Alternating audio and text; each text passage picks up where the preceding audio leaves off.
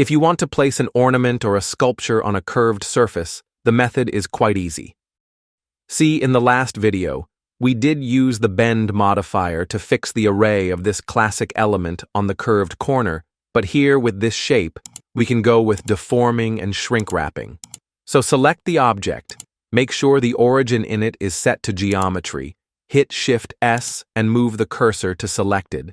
Then we can add a lattice object for the deformation part. The lattice needs to be flat, so make the V value on 1. Then scale it around the mesh to cover it from all sides and increase the resolution in it beside the V to something enough depending on the shape you have.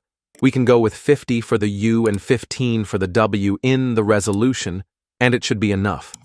Now to connect the ornament to the lattice grid we made, we need a lattice modifier added to the ornament, then we can select the lattice grid inside it. This way you link it together, so editing the grid will affect the shape.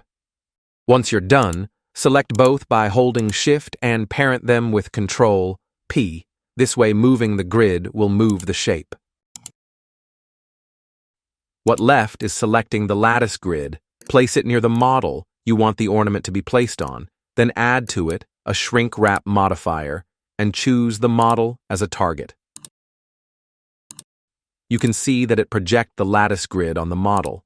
Thus the ornament will be the same since they are linked with the lattice modifier, but the top and bottom is deformed too since it's too big for the area. So either fix the scale or split the shrink wrap area from the model by selecting it in the model and hitting P to separate. Then choose the new sub-model as a target. And that's it. Remember to like and sub if you're still here, and see you next time. Stay sharp. Goodbye.